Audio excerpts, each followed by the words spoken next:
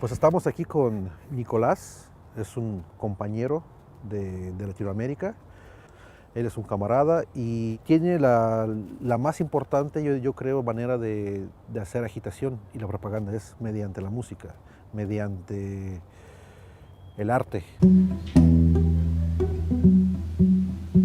Zapatillas blancas gastadas que ocultan las heridas que dejaron la arena y las piedras del desierto.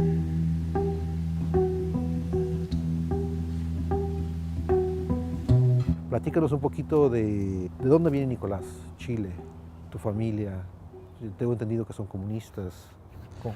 Sí, mira, la verdad es que mi familia tiene un historial de izquierda, pero la familia está muy dividida, porque en mi casa por ejemplo, se hacían las reuniones del Partido Comunista en la poblacional, en los años 90, donde el Partido Comunista era como la alternativa más visible a todo la política neoliberal. Después el Partido Comunista fue cambiando, ¿no? Fue tomando unas líneas ya más bien socialdemócratas.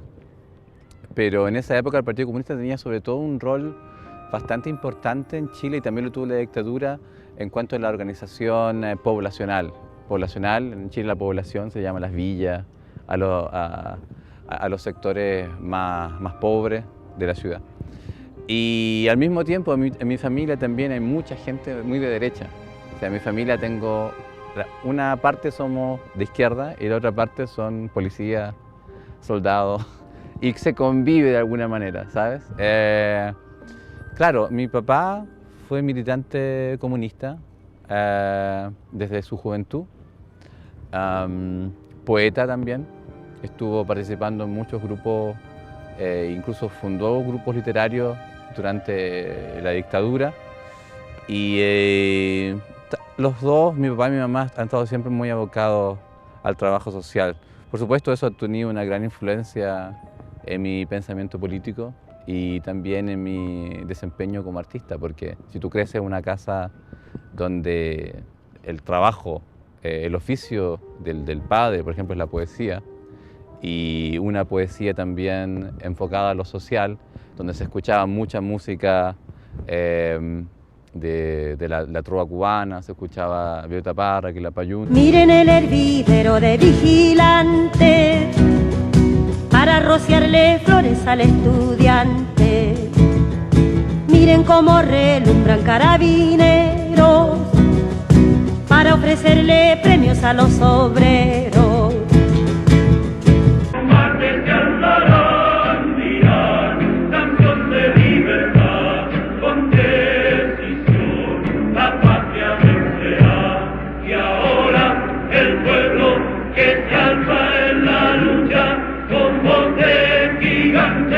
Gritando adelante, el pueblo unido jamás será vencido, el pueblo unido jamás será vencido. Y toda esa música entonces después te va influenciando y ha terminado de alguna manera como definiendo mi personalidad artística y política. Por cómo escribieron la historia sin consultar el pasado, por olvidar sus propias leyes, por cada golpe de estado, por cada bomba que cayera, por cada pueblo que borraron, por derrumbar sueño tras sueño y la basura que dejaron. ¿Cómo definirías tú? ¿Eres marxista, eres comunista, eres socialista, eres de izquierda, eres rojo, eres...? Mira, la verdad es que yo soy de izquierda, pero tengo una visión bastante abierta, tengo una gran simpatía por el comunismo y tengo una gran simpatía también y una gran admiración por Marx, por el análisis marxista de la sociedad. O sea, en una época donde dentro de un montón de filósofos que estaban diciendo el origen del amor del hombre es esto, otro, vino una persona como Marx y dijo, mira, dejémonos Ideas dejémonos de toda esta... nos vamos a lo material. Y vamos a lo concreto, y propuso y analizó el capitalismo salvaje e industrial que en esa época se estaba... Tú sabes, hay mucha gente de derecha que discute y te dice que el capitalismo es natural, ¿no? Te lo dice como si fuese el orden exclusivo y la única dirección en la que puede ir la humanidad, pero el capitalismo, para imponerse, se ha puesto a sangre y fuego durante siglos y nunca ha funcionado. O sea, no hay cuando la gente te dice, el socialismo no funciona, el comunismo no funciona, pero el capitalismo sí, el capitalismo realmente nunca ha funcionado y para imponerse se impuso con trabajo infantil, durante la época de la industrialización, se impuso con colonialismo, se impuso con esclavitud. Entonces, tengo una gran admiración, por ejemplo, por Marx. Y leer a Marx también significa conocer mucho de la historia y ver las antiguas luchas sociales de aquella época. Marx en El Capital de repente te habla sobre que se estaba simplemente luchando porque los niños trabajaron un poco menos, ¿sabe? O por cierta cantidad de horas de trabajo que ahora serían ridículas. Entonces, pero al mismo tiempo, mi base de pensamiento político es una cosa muy simple, que es la solidaridad. El principio básico de la solidaridad me lleva a mí a ser muy abierto y a trabajar yo puedo trabajar con cualquier tipo de compañeros, cualquier persona que estén en busca de una alternativa al capitalismo. Yo puedo ir, tocar, apoyarlo sin ningún tipo de sectarismo. Yo creo que el sectarismo ha devorado y ha destruido muchos buenos proyectos y buenas ideas. ¿Te refieres a la solidaridad como apoyo entre gente de izquierda? Porque la solidaridad viene como cuna de la idea del fascismo, donde te hablan de que debemos ser solidarios los pobres, los ricos, y en una nación, bajo una bandera, sacar adelante una economía, un país, algo. Bueno, de ahí viene más que nada la idea de la solidaridad. El año pasado no nos alcanzaba. Para colmo hubo helada. Y entonces nos unimos en solidaridad y nos dieron crédito. Y fue a la palabra. ¿Tampoco lo vas a pagar? Claro, la palabra es la palabra. Papá, dice mi mamá que palabra que si no se apuran se quedan sin comer.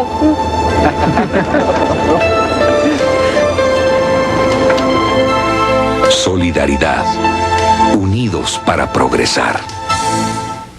La solidaridad es realmente para mí la solidaridad con los pueblos. Ok. La solidaridad no todas las clases. ¿O buscas? No, mira, para mí la explotación del hombre por el hombre es un crimen. Claro. ¿Ya? O sea, no puede haber solidaridad con una persona que está explotando a la clase trabajadora. Entonces eso es otro, eso no es. No se trata aquí de. Nos hablamos de la solidaridad de la clase. La solidaridad y la solidaridad entre los pueblos y una solidaridad interseccional también, ¿sabes? O sea, también tenemos solidaridad con cualquier persona que sea oprimida. Y ese principio básico es muy importante. Hace poco yo estaba haciendo un tándem, un intercambio de idiomas por internet con un chico ruso de derecha, que no me lo dijo que era de derecha, pero se veía claramente que era de derecha. Y me decía un argumento que yo he escuchado muchas veces y que ahí tú te das cuenta que el principio de la solidaridad no existe para ciertas personas. Él me decía, claro, sabes que, bueno, los de la izquierda siempre se quejan de que Europa se robó mucho dinero o robó muchos recursos y que sigue robando recursos a África, a América Latina. Las colonias. Sí, pero si ellos fueran tan poderosos, si fueran tan inteligentes como los europeos, también lo podrían hacer. Pero perdieron. O sea, su visión viene a ser de que así se dio, ahora no, aguanten. O sea, acá su visión es como si tú tienes la posibilidad de robar, roba. Y las reglas del juego son así. Y entonces, si tú tienes la posibilidad de quitarle el pan a una persona que se está muriendo de hambre, se lo quitas, ¿ya? Se esconde detrás de ese pensamiento de la meritocracia, ya sea desde individuos en una sociedad o ya sea de potencias imperialistas, sí, o lo que sea. Entonces ahí tú te das cuenta, yo estaba tratando de explicarle, no, po. Yo, si, aunque tuviera la posibilidad de quitarle a alguien, no se lo quito.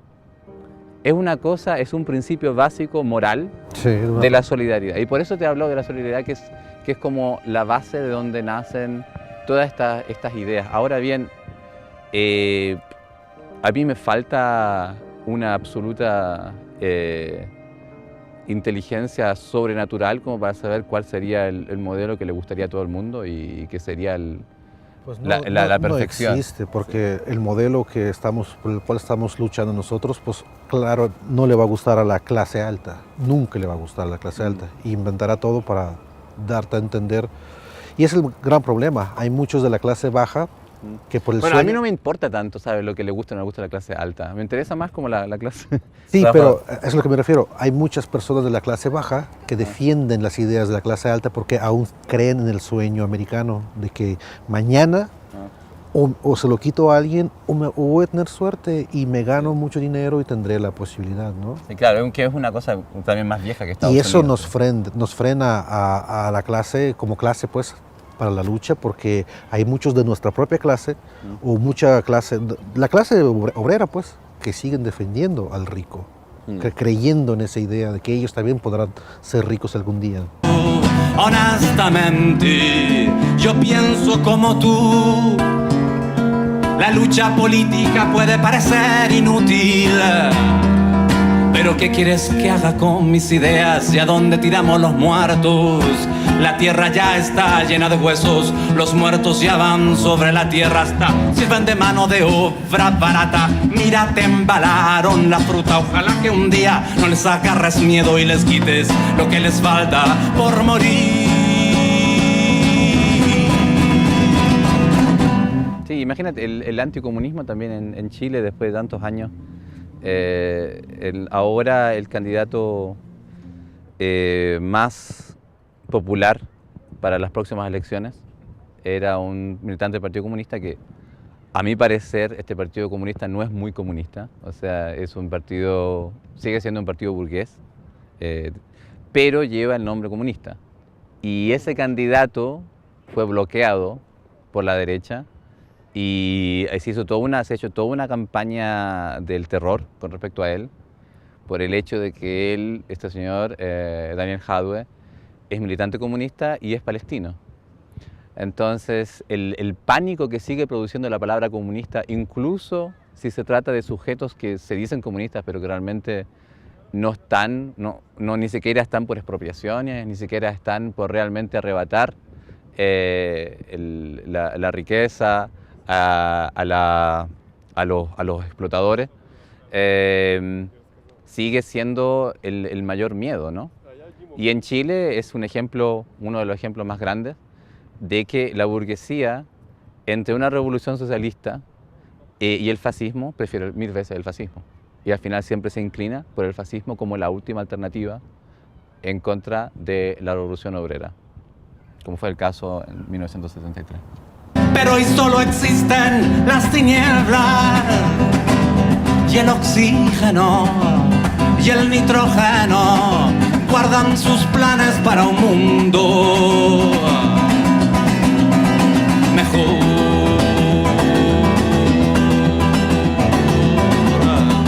La Asamblea Constituyente, o sea, cuéntame un poquito de ese estallido que hubo en Chile.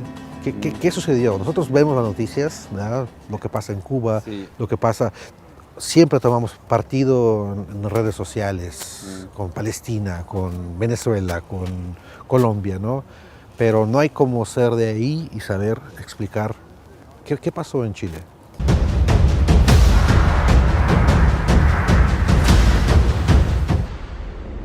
El 6 de octubre, a las 0 horas, comenzó a regir el aumento en el precio del pasaje del metro. Los primeros en protestar son estudiantes. Así se manifestaban, y en su mayoría son mujeres. Las movilizaciones explotan.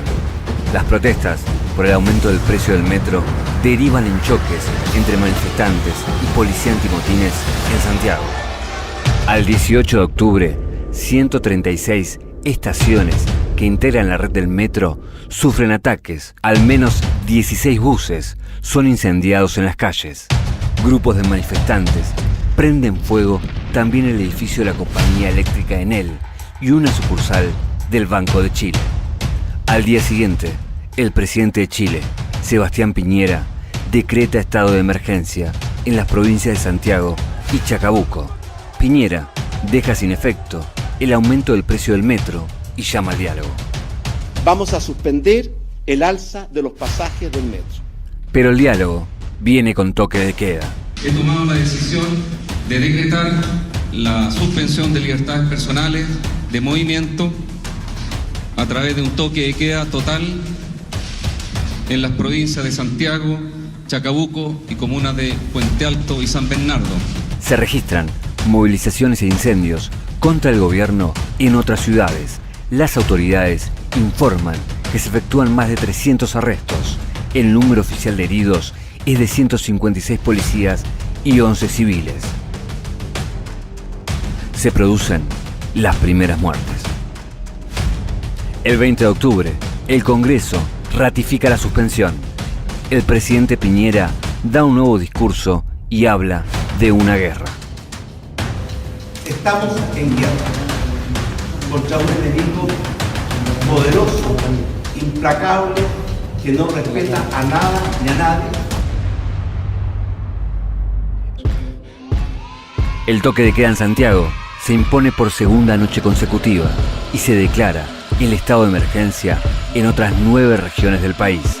El saldo de muertes asciende a 11. El 21 de octubre se suspenden las clases en casi todas las escuelas y universidades de la capital. Las manifestaciones se reanudan al grito de militares afuera y no estamos en guerra. Mientras tanto, en esa noche, desde el balcón de un edificio de Santiago, una mujer cantó Te recuerdo Amanda, de Víctor Jara, asesinado durante la dictadura chilena de Augusto Pinochet. Esto pasaba al final.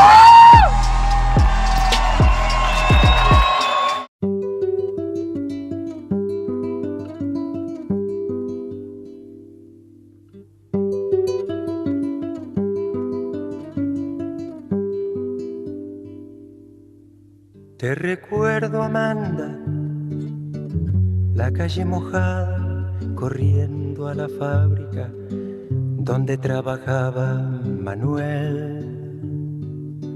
La sonrisa ancha, la lluvia en el pelo, no importaba nada, ibas a encontrarte con él, con él, con él, con él, con él. Son 5 minutos, la vida es eterna en 5 minutos. Suena la sirena, de vuelta al trabajo, y tú caminando, lo iluminas todo. Los 5 minutos te hacen florecer. Te recuerdo, Amanda, la calle mojada, corriendo a la fábrica donde trabajaba Manuel. La sonrisa ancha, la lluvia en el pelo, no importaba nada, ibas a encontrarte con él, con él, con él, con él, con él, que partió a la sierra, que nunca hizo daño, que partió a la sierra y en 5 minutos quedó destrozado. Suena la sirena, de vuelta al trabajo, muchos no volvieron, tampoco Manuel. Te recuerdo, Amanda, la calle mojada, corriendo a la fábrica donde trabajaba Manuel.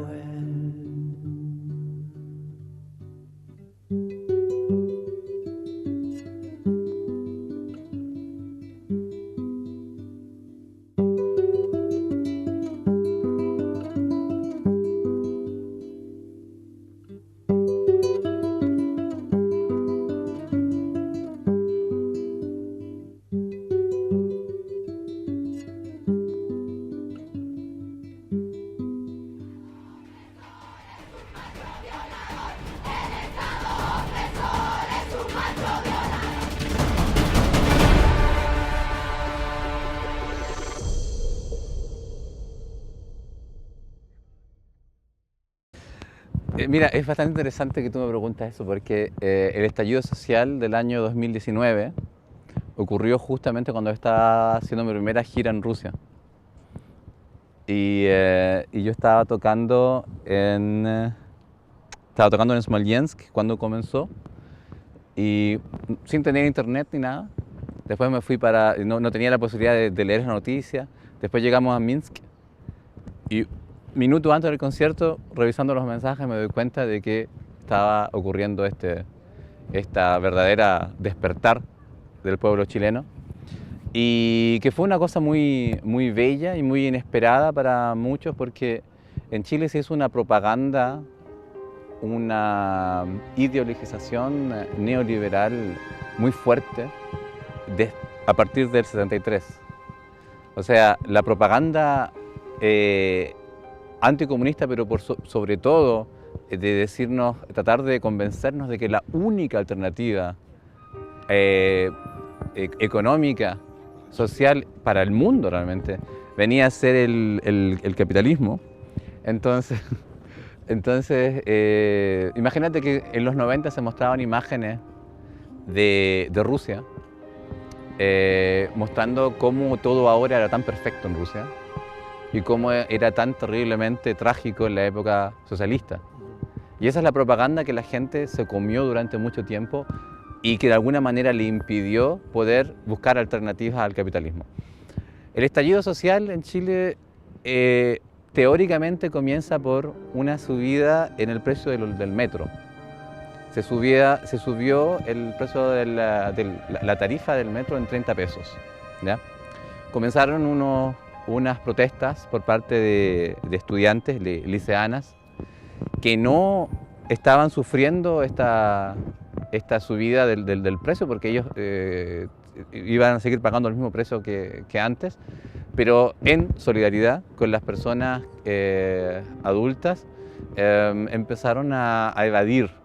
O sea, se tomaban el metro y evadían, saltaban los torniquetes, hicieron estas acciones hasta el punto en que la represión policial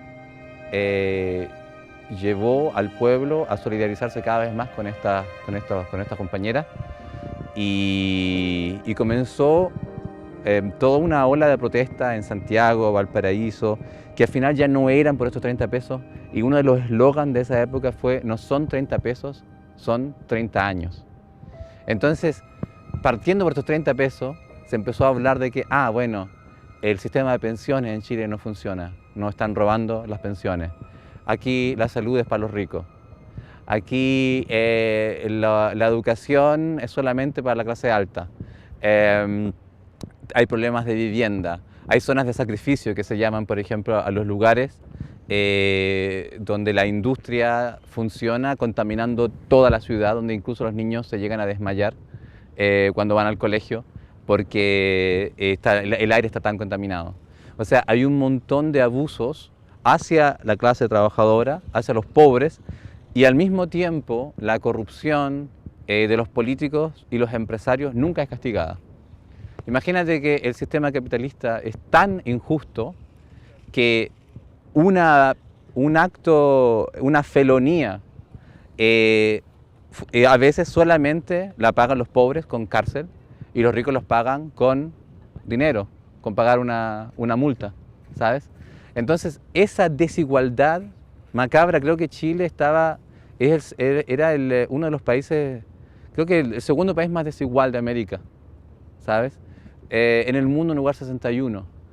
Entonces, esa desigualdad macabra, que al mismo tiempo iba acompañada de un discurso de decirnos que Chile es el mejor país de América, que Chile lo ponen de ejemplo. Aquí lo ponían de ejemplo. Incluso yo cuando estaba acá, el 2019, tuve este viaje en tren desde Moscú a Pierre, me encontré con un señor que me decía: Pinochet, grande Pinochet es la solución contra el... Aquí en los 90 decían, el Sí. ejemplo es Corea, Chile. Y Singapur a lo mejor. Y Singapur, sí. Claro.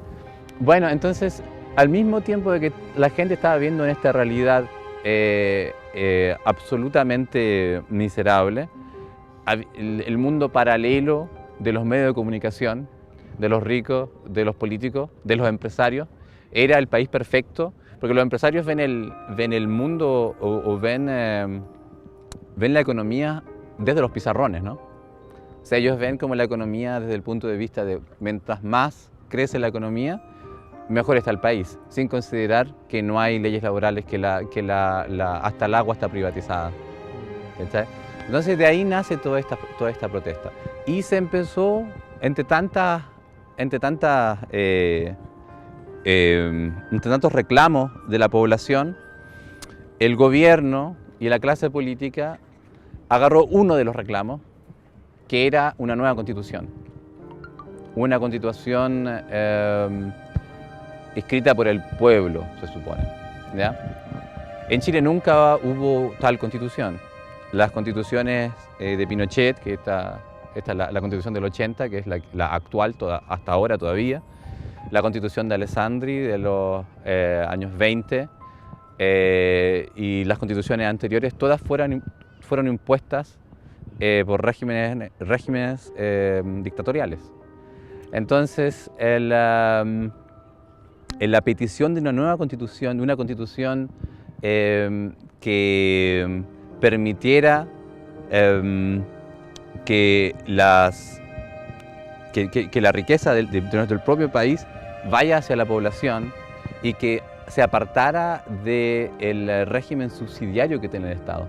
O sea, esta constitución, hecha realmente por Jaime Guzmán, que fue uno de los ideólogos neoliberales de Pinochet, lo que hace realmente es que el Estado solamente entra a ayudar, a subsidiar a la población cuando el sector privado no lo quiere.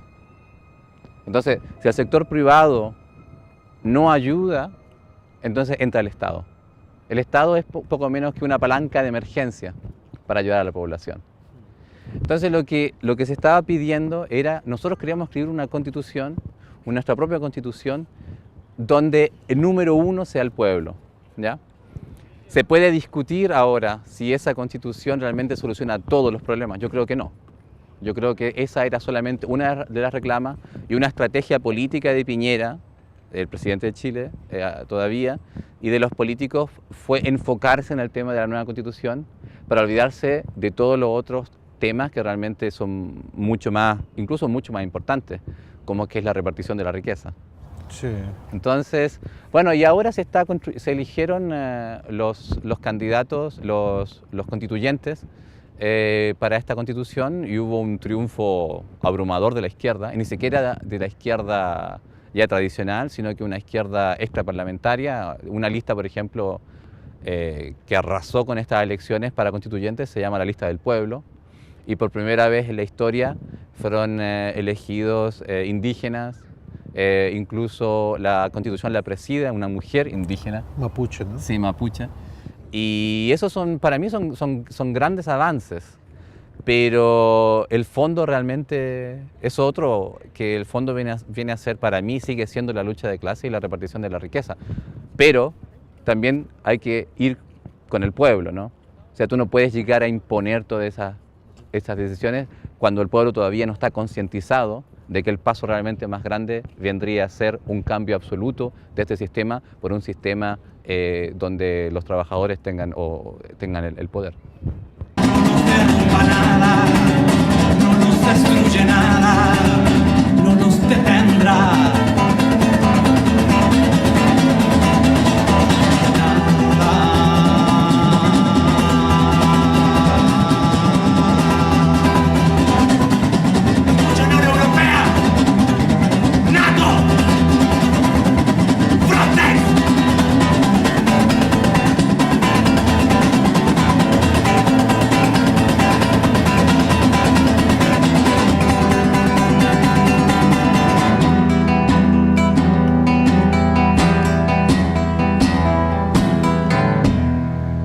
¿Cómo ves tú todos esos estallidos de repente de gente por todo el mundo? ¿Ah?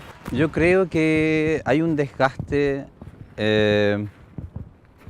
general con la política, con una política estática que la población tiene la sensación de que sin importar cómo sean los procesos, ya sea electorales, socialistas como en Cuba, que en Cuba hay elecciones, o sea, una sociedad donde también hay una forma de democracia diferente a la llamada democracia occidental.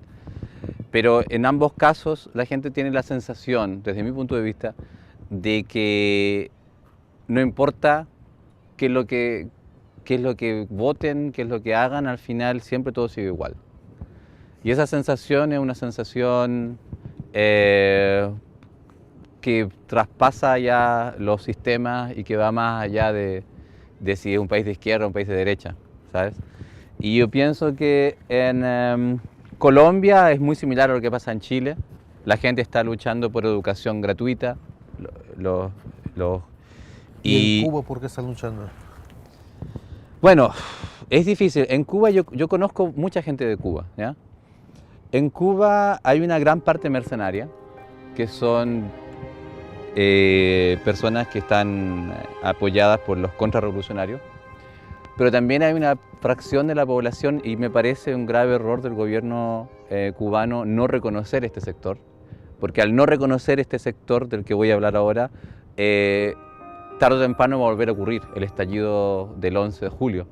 Y hay un cierto sector que también está desgastado, está cansado, simplemente porque a causa del bloqueo, de las sanciones económicas, del ataque que ha habido por tanto tiempo en Cuba, están sufriendo escasez.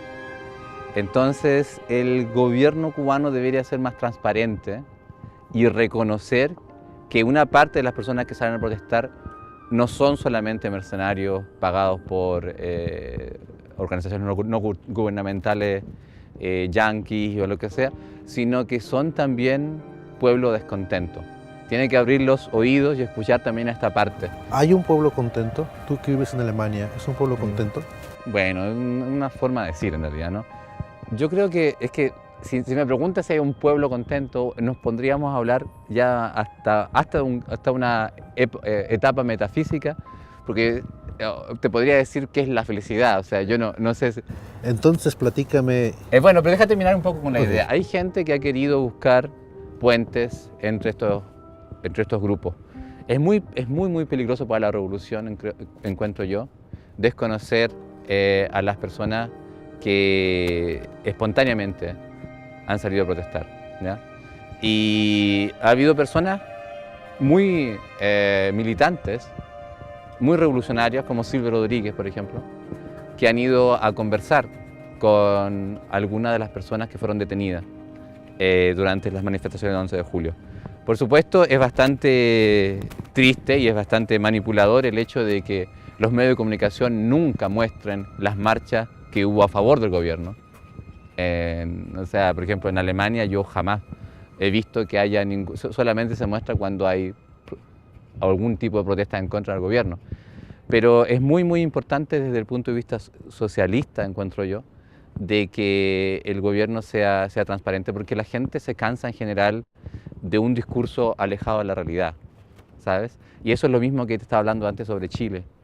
El discurso oficial, el discurso de la televisión privada, televisión ideologizada desde el punto de vista neoliberal, es que el país estaba perfecto, ¿ya? Y que realmente hay unos tantos terroristas que están desconformes y que quieren crear caos. Entonces Cuba sería yo no quiero que caiga la revolución, he sido muy solidario siempre con Cuba. El mayor problema sigue siendo el bloqueo y jamás apoyaría una intervención extranjera en Cuba, pero al mismo tiempo el gobierno, si quiere que no vuelva a ocurrir lo que ocurrió el 11 de julio, debiera escuchar a este sector y ver si hay pueblo cubano que también realmente tiene necesidades que no están siendo satisfechas. Sí. Si tomamos todo lo dicho hoy, de alguna manera todo eso que tú sientes, lo que tú piensas, tú lo impregnas en tu música, tú lo dices, tú lo hablas, tú lo gritas. Yo estuve en tu concierto ayer. Bueno, para esta etapa de la entrevista yo creo que ya escuchamos unas 2 canciones tuyas y la gente ya entendió qué tipo de sentimiento imprimes tú en tu arte. La pregunta es, con una agitación y propaganda de las ideas de la izquierda mediante la música, el arte, ¿qué podríamos lograr? ¿Por qué es importante el arte, la cultura en esto que es la izquierda? Mira, o sea, primero que nada, el arte para mí tiene un valor en sí. O sea, tiene un valor como profesión, así como lo tiene un carpintero, como lo tiene cualquier otro tipo de profesión. O sea, el arte no necesariamente tiene que ser político. Yo hago una parte de mi arte es político y otro no es político. Otro tiene como te digo, este valor. De la misma forma como hay compañeros que a veces me exigen que solamente haga música política, sería como pedirle a un panadero que te haga puros panes con hoja y martillo, ¿sabes? O con figuras de Che Guevara. O sea, hay la estética en sí, cantarle a las piedras o a las flores o lo que tú quieras, ya tiene un valor. Ahora bien, yo comencé a escribir cosas más comprometidas ya a partir de mi segundo disco. Porque yo hice un disco el año 2011 sin pensar que mucha gente lo escucharía y estaba más enfocado simplemente a la exploración poética, ¿sabes? Había algunas cosas que tenían un cierto carácter social, pero eran más bien de análisis sin tomar un partido muy claramente. Después, cuando vi que había algunas personas que me escuchaban, que me sorprendió, o sea, había personas que le interesaba lo que yo tocaba y lo que yo decía, me dije, bueno, tengo la responsabilidad de si hay personas que me escuchan y si yo he sido una persona política durante la mayor parte de mi vida y si voy a manifestaciones, entonces, y me preocupan ciertos temas, tengo que hablar de estos temas también y tengo que tomar partido. A partir de mi segundo disco es cuando yo empiezo a hablar ya más claramente contra el imperialismo, contra la explotación, a favor de los movimientos sociales. Y el valor que ha tenido eso para mí ha sido muy grande porque mucha gente que no comparte las ideas ha sido este tipo de ideas y que se siente bastante conforme son unos conformistas pese a estar en la miseria del capitalismo. Al escuchar estas canciones, que le han escuchado solamente por el valor artístico, me han incluso dicho que han cambiado de opinión. Entonces, la forma de llegar a un montón de personas no es necesariamente poniéndose en la plaza a dar un discurso, sino que también se puede llegar a mucha gente a través de la sensibilidad artística. Entonces, ese es el valor que tiene, y en un país como Rusia, que ha tenido tantos artistas revolucionarios que fueron motor de la revolución, como Mayakovsky, que es uno de mis poetas favoritos, o Eisenstein. Entonces, es claro, está más que claro eso. Yo creo realmente que el arte en lo social tiene una llave que no tienen los discursos políticos o los mítines o las manifestaciones en sí, ¿sabes? Y lo otro que también es muy importante es que podemos llegar a personas que no necesariamente piensan como nosotros.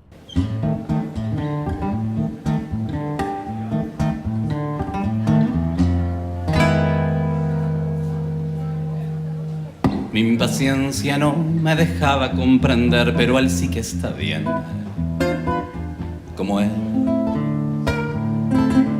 ¿Cómo estás mejor para ambos desde lejos o no? También lo importante es que no puedo saber dónde está.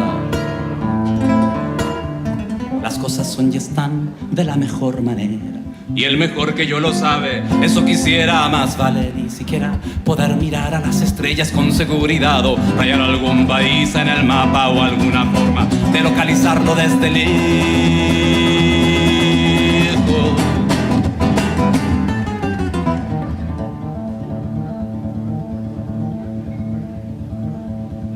Todavía peor sería si lo viera todo el tiempo. Nos estorbaríamos, y al sabernos tan exclusivos nos diríamos poco, o diríamos, y sería un riesgo, alguna cosa pero con demasiada responsabilidad.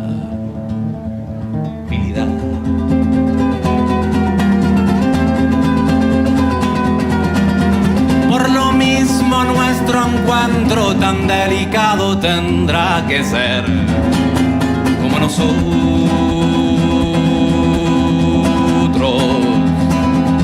Esta sutileza se manifestará de la siguiente manera.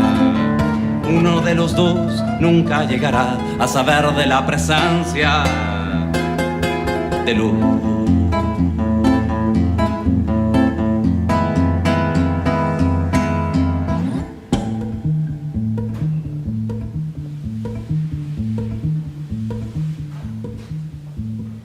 El que tenga la desdicha de aparecer como el instrumento, el que cumple el papel del redentor, no debería de envidiar tanto al que representar el papel del iluso. En caso de que ese fuera yo el desafortunado, me preparo desde ya para aguardarme a la vida sin él. Porque pensarlo aquí y allá es de lo más divertido. Entre libro y libro, entre libro y libro, como descanso de sí, desde Egipto en cualquier otra galaxia, mi colega está sosteniendo que lo demás está hecho para que nosotros lo escribamos. La enorme casa, la madre de Estefano Telémaco, los asedios allá afuera de los yahoos ordinarios.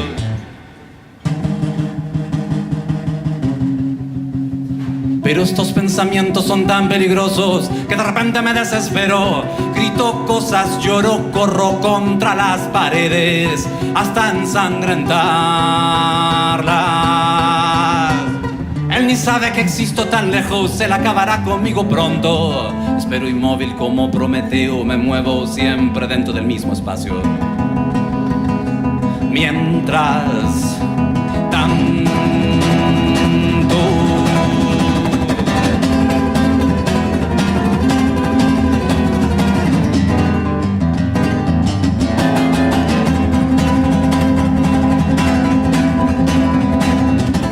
luego de estas pequeñas histerias, luego de revelarme a la calma y el aburrimiento que son mis ocupaciones favoritas, despierto al otro día y encuentro las paredes escritas con frases de tiza o sangre. Todavía está escrito en la cocina.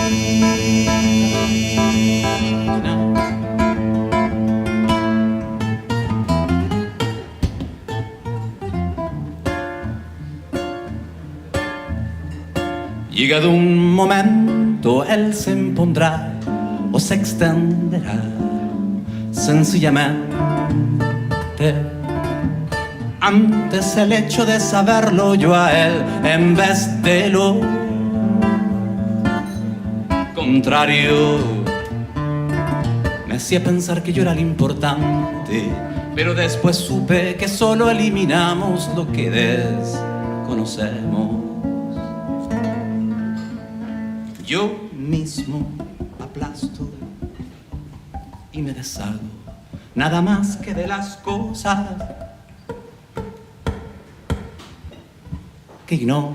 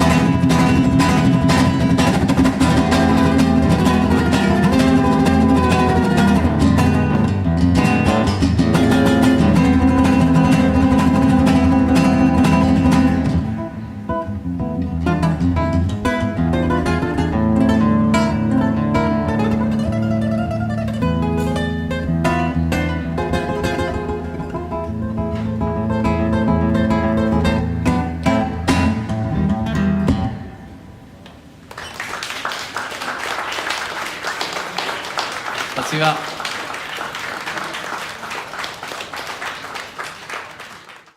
Yo la musicalicé como homenaje a dos artistas chilenos que se suicidaron, que son para mí los artistas más importantes, mis artistas favoritos de Chile, que son Violeta Parra y Pablo de Roca. La publiqué en un disco el año 2017 y justo en esa época se cumplían 50 años del suicidio de ambos. Y está escrita la letra de una forma tal que describe una especie de monólogo que vendría a ser el encuentro y una especie hasta de neurosis del artista, buscando a ese otro que es la persona con quien uno comparte sus textos, con quien va armando y desarmando canciones, poemas, pinturas, lo que sea. Todos los artistas tienen ese alter ego, incluso las personas que dicen que escriben poesía o que hacen arte solamente para ellos mismos, siempre están discutiendo con esta otra persona en su cabeza. Y la idea de esta canción es ver el suicidio de estos artistas como un encuentro con este otro que vive en tu cabeza.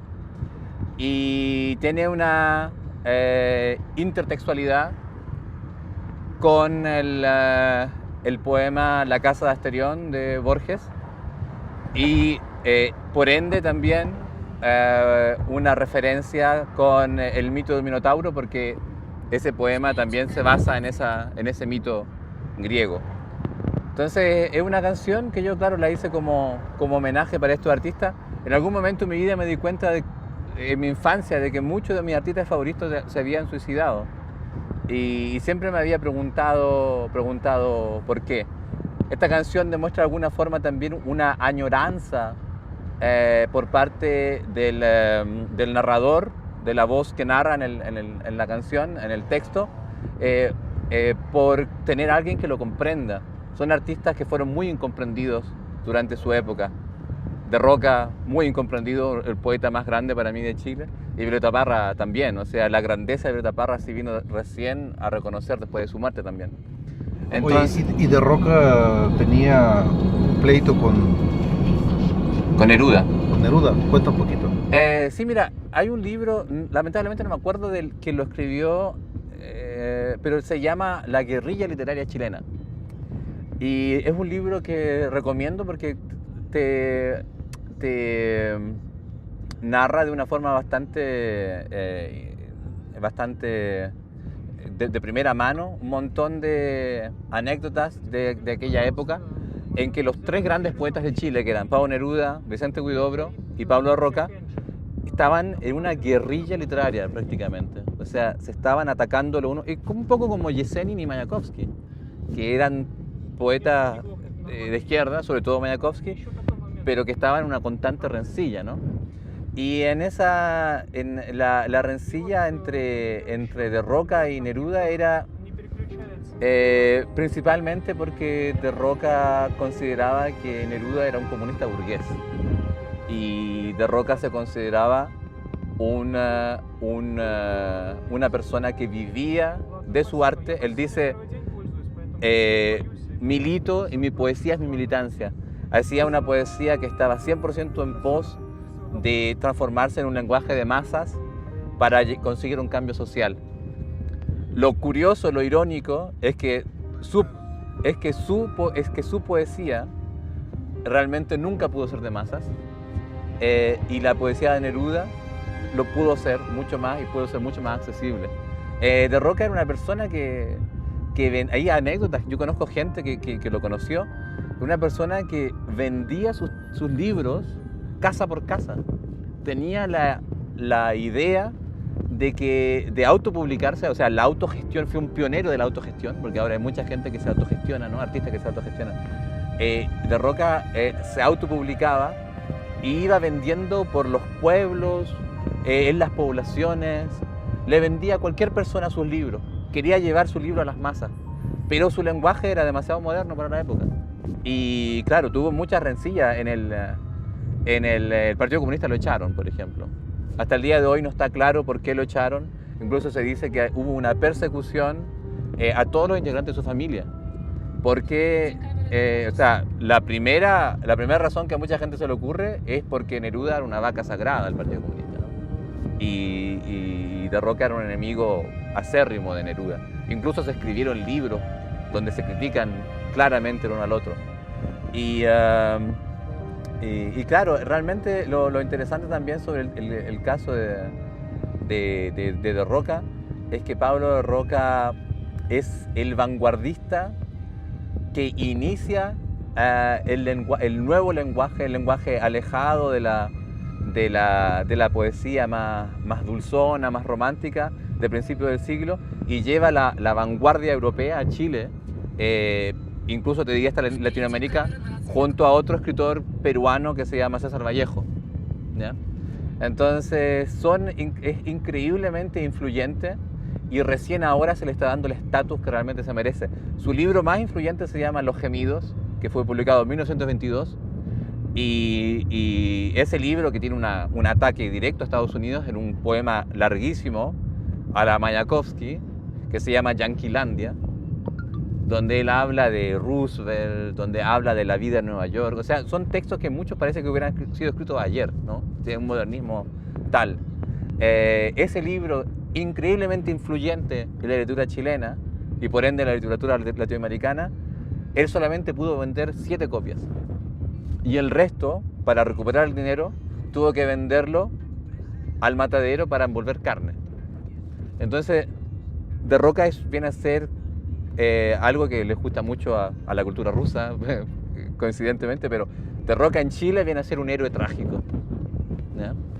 Y claro, y termina claramente con su suicidio, su historia.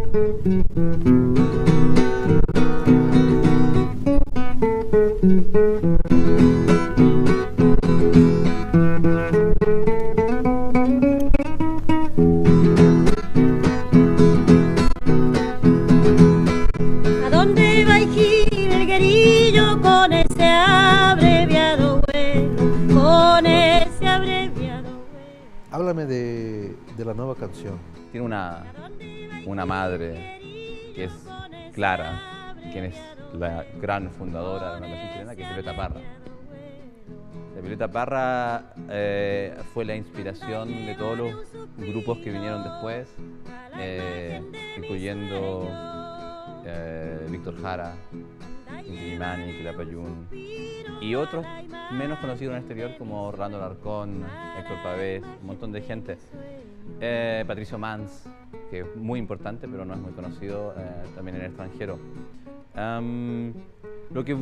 La inspiración que se tomó de Violeta Parra no fue solamente su gran creatividad, ser una mujer genial, que tenía muchos talentos plásticos, poéticos, musicales, por supuesto, sino además de esa gran admiración que producía su talento, su enfoque en hacer algo popular que no estuviera solamente basado en lo pintoresco, ¿ya? O sea, la música popular se entendía como una cosa simpática, una cosa que habla sobre, a lo mejor, la belleza del paisaje, la belleza, a lo mejor, o el amor, cosas así. Y Violeta Parra consiguió hacer un arte que tuviera contacto con la tierra y con las raíces folclóricas no solamente de Chile, sino que de Latinoamérica, y al mismo tiempo tuviera un mensaje universal. Tiene composiciones, como por ejemplo una composición que se llama El Gavilán, que es una obra que parece música moderna, ¿ya? Muy disonante, muy compleja, y tiene otras músicas que tienen una raíz ya directamente folclórica y quizás mucho más simple. Violeta Parra es la gran luz inspiradora de este movimiento. Los que vienen después, artistas que vienen después, tratan de buscar en la música no solo chilena, sino que latinoamericana, una voz propia, una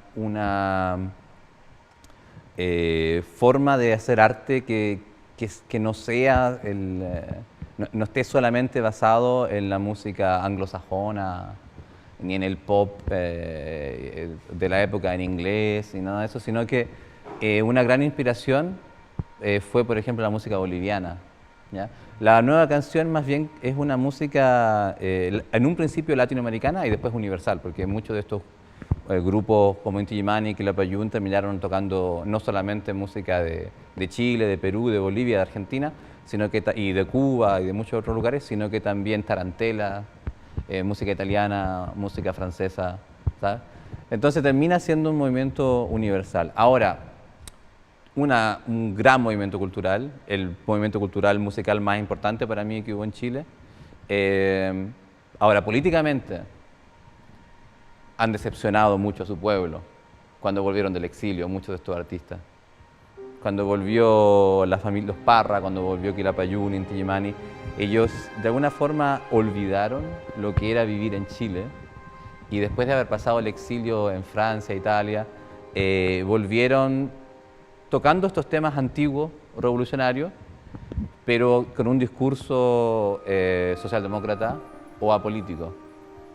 Entonces, por ejemplo, Quilapayún se caracterizó por, sobre todo el señor Eduardo Carrasco, que es uno de los integrantes más importantes, por tener este discurso, fomentar esta idea de que las ideologías habían muerto, tenían como toda una onda socialista a los François Mitterrand, a los Felipe González, una renovación a los Regis Debray, ¿cachai? Entonces, volvieron a Chile tocando para la Concertación, que era el conglomerado de la coalición socialdemócrata que ha tenido a Chile en la miseria y que defendió al asesino en Londres en su gobierno, y no han hecho un mea culpa. Mucha gente ahora, después del estallido social, han hecho un mea culpa sobre haber sido ciegos a las demandas populares y haber apoyado a los gobiernos o de la derecha o de la socialdemocracia, que se le podría llamar lo que es la Concertación, pero estos artistas se subieron al carro de la victoria, tocando en las manifestaciones, y nunca han dicho nos arrepentimos de habernos candidateado, de haber apoyado y de haber participado de estos gobiernos neoliberales. Entonces hay sentimientos encontrados. Hay algunos que se mantuvieron muy consecuentes, por ejemplo Patricio Mans, gran cantautor, uno de los más grandes para mí junto a Violeta Parra, Osvaldo Gitano Rodríguez, pero la gran mayoría volvieron aburguesados del extranjero, del exilio. Lo mismo pasa en Cuba, ¿no? Bueno, en Cuba... Con Pablo, ¿no? De alguna manera. Sí, mira, Pablo Milanés, es muy interesante lo que pasa con Pablo Milanés, porque Pablo Milanés antiguamente se le conocía como el más revolucionario entre Silvio y Pablo. Incluso se criticaba mucho a Silvio Rodríguez por hacer una música no roja, sino rosa. Escribía muchas canciones de amor. Había mucha crítica en sus canciones, sobre todo sus canciones de juventud. Y Pablo Milanés era el que hablaba incluso directamente de apoyo a la revolución y un montón de cosas. Y ocurre que a esta altura, sobre todo después de la caída del muro de Berlín, muchos de estos artistas en todo su derecho han cambiado su posición política y se han acercado más a las tendencias más mainstream, ¿no? Más oficiales.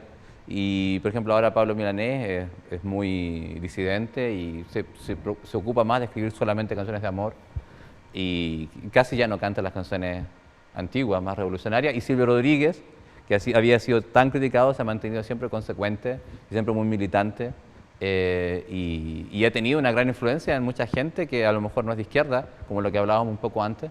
Al escribir una música que no siempre es política, puede llegar a gente que admira su arte y que de rebote recibe algo de su pensamiento político. Víctor Jara. Bueno, Víctor Jara es una pieza fundamental también de la nueva canción. Víctor Jara tuvo una gran influencia en los grupos de la nueva canción, y ahora que me perdone, aquí yo tengo un gran amigo que fue miembro de un grupo importantísimo, uno de los pioneros de la nueva canción, que fue olvidado un poco porque ha mantenido una posición consecuente políticamente, se llama Tiempo Nuevo, ¿ya? Entre paréntesis. Ahora bien, Víctor Jara tuvo una gran influencia en Quilapayún y Inti Illimani, que son de los dos grupos más importantes y más de los mejores que hay de la nueva canción, particularmente no solamente por la parte musical, sino que también, o como compositor, sino que también en la puesta en escena, porque Víctor Jara viene del teatro.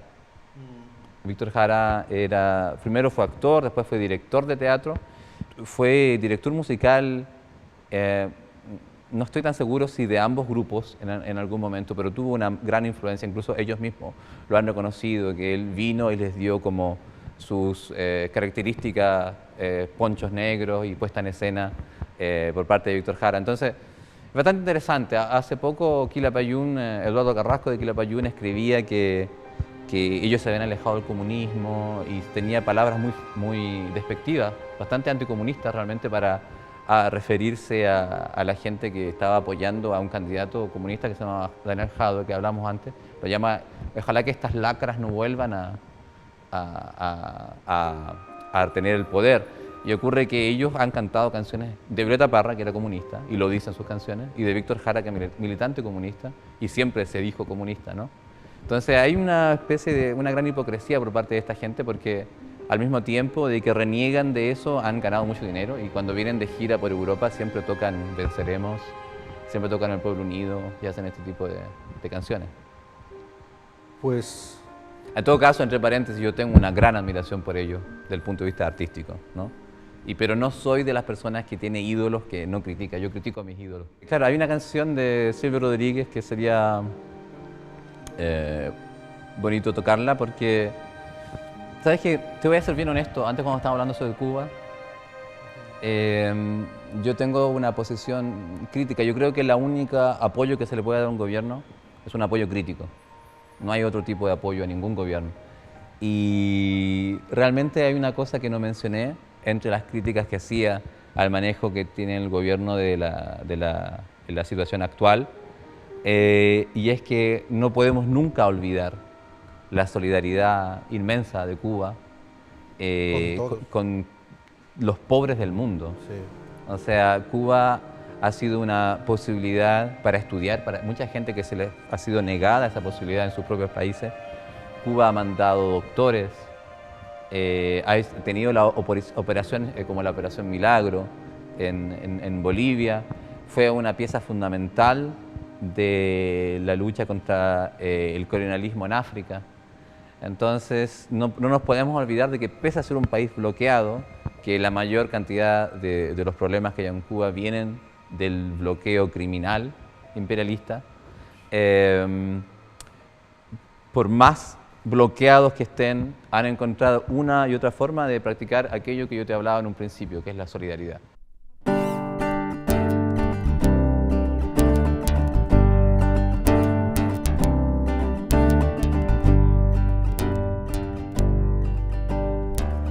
Compañeros poetas, tomando en cuenta los últimos sucesos, en la poesía quisiera preguntar.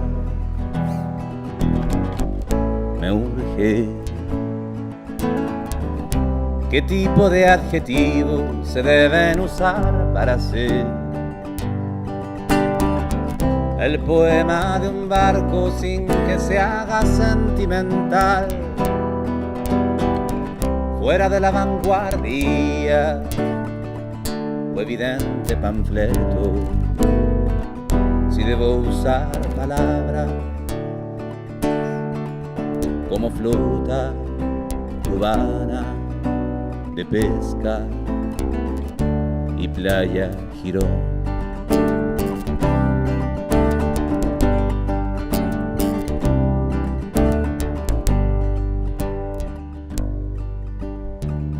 Compañeros de música, tomando en cuenta esas politonales y audaces canciones, quisiera preguntar.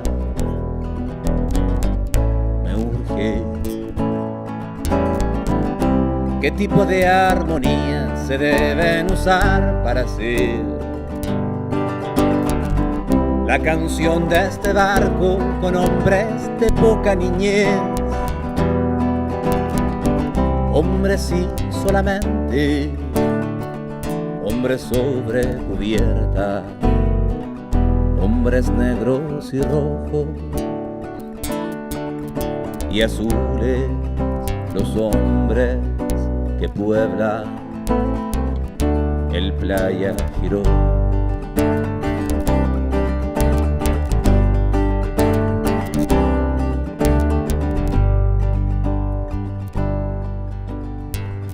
Compañeros de historia, tomando en cuenta lo implacable que debe ser la verdad, quisiera preguntar,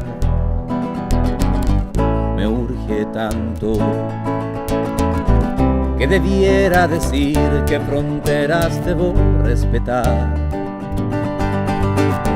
Si alguien roba comida y después da la vida, ¿qué hacer? ¿Hasta dónde debemos practicar las verdades? ¿Hasta dónde sabemos que escriban pues la historia, su historia a los hombres, el Playa Girón? Que escriban pues la historia, su historia, los hombres del Playa Girón.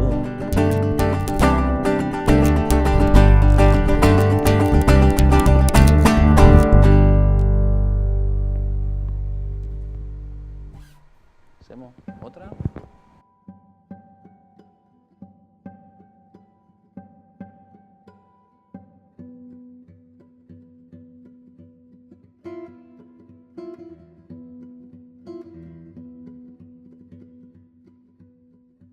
Si el pueblo se levanta, se sabe quién es quién, lo que es un policía que pasa en un cuartel, cómo son las personas en cada profesión.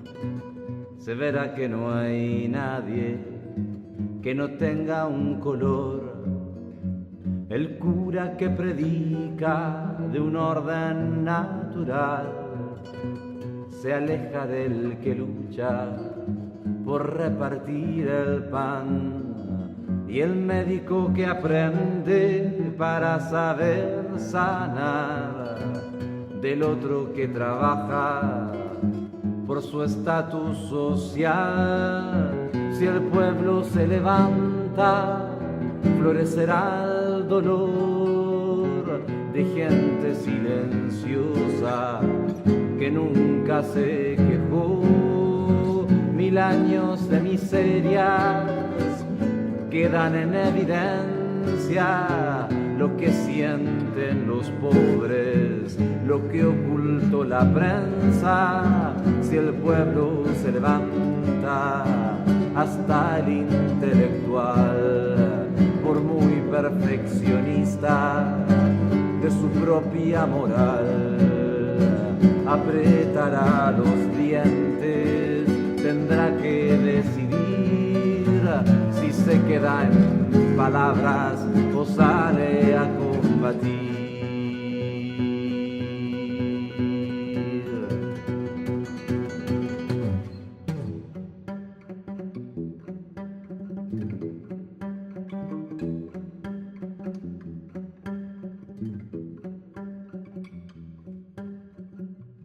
Para la clase alta se acaba el cuento de hadas y queda la vergüenza de no haber hecho nada. O vendrá la respuesta violenta del poder, porque los machos alfa nunca quieren perder y lucharán a muerte por apresar palabras como orden y mercado, ley, lucro y bienestar, libertad, democracia, político, estadista. comunista, fascismo encapuchado, Dios lumpen, guerra y paz. Si el pueblo se levanta y encuentra un ideal, verá que eso es más bello que la publicidad. Y si es que no le alcanza con esta realidad, construye una vereda para dejarla atrás. Pero si el pueblo avanza hacia otra sociedad, que barra con los dogmas y con la autoridad, que no haya peces gordos de la revolución, ni nuevas jerarquías, ni otro pueblo sin voz. Si el pueblo se levanta,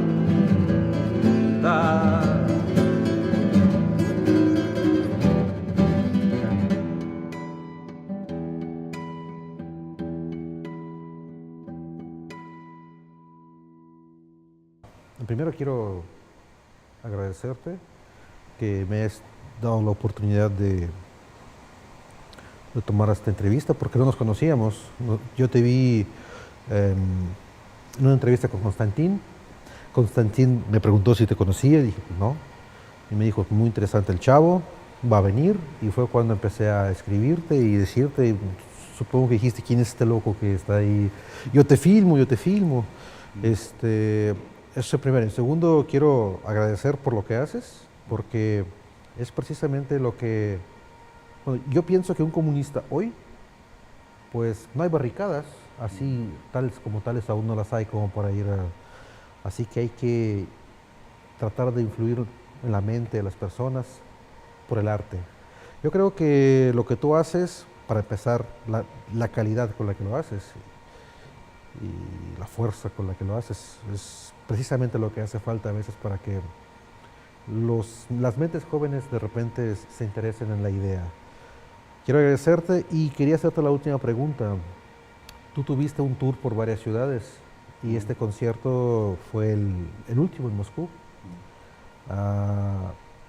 ¿Filmaste algo, viste algo, te diste cuenta de algo relevante o no relevante el tema de las clases sociales en las ciudades que viste?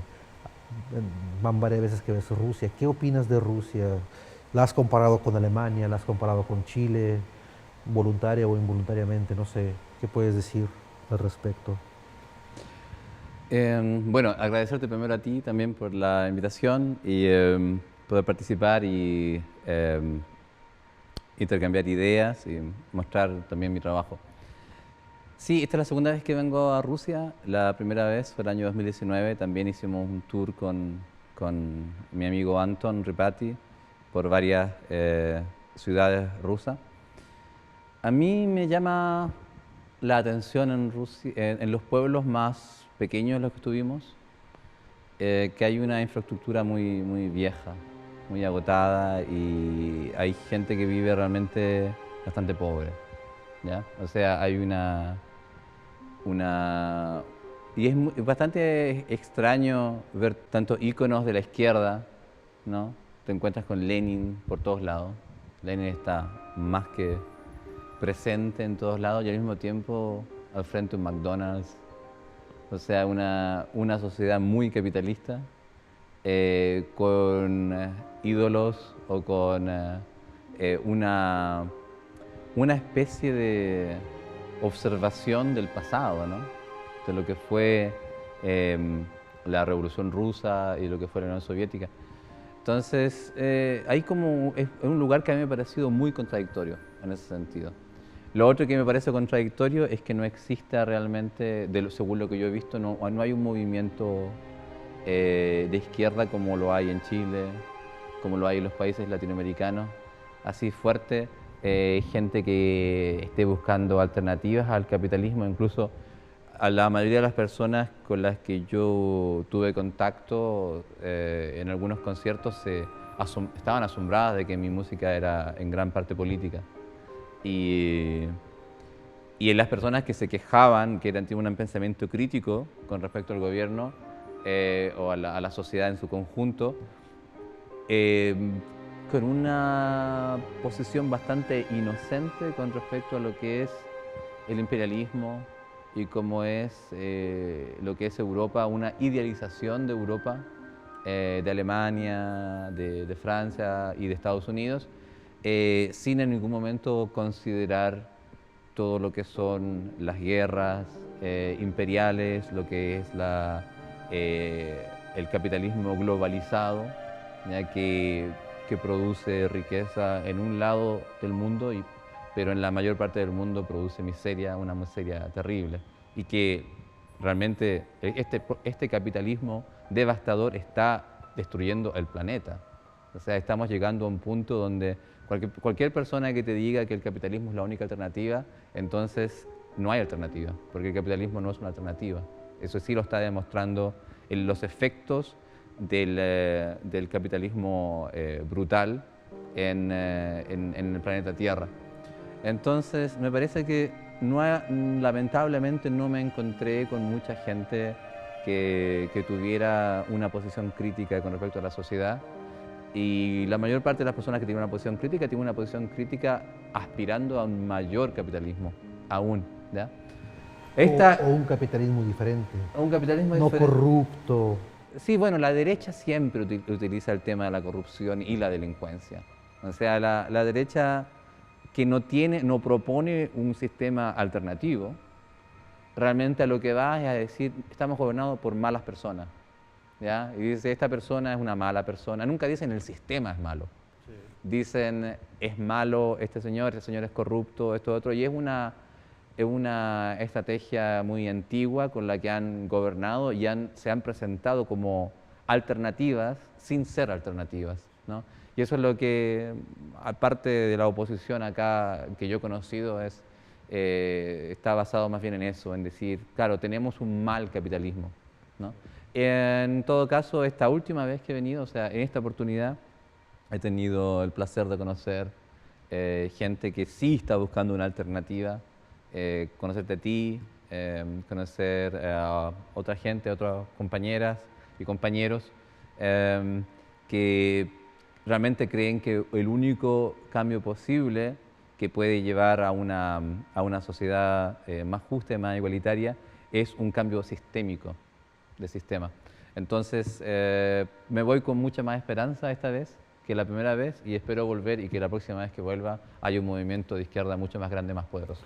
Gracias y ojalá sigamos en contacto y ojalá vuelvas a visitarnos y te vayas con aún más esperanzas o que te encuentres con alguien parado en una tanqueta, alguien parado en una tanqueta invitando a una nueva revolución. Sí, o alguien parado en un escenario con una guitarra llamando a una nueva revolución. Ok, hasta la próxima. Hasta la próxima, gracias. Cuando lo hicimos todo, lo quisimos todo, lo pudimos todo y se nos quebraron las manos y los dientes mordiendo hierro con fuego. Vacías restan las botellas, gastados los zapatos y desaparecidos los amigos más queridos. Nuestro viejo tiempo, la época y tu Binet, colosal e inexorable.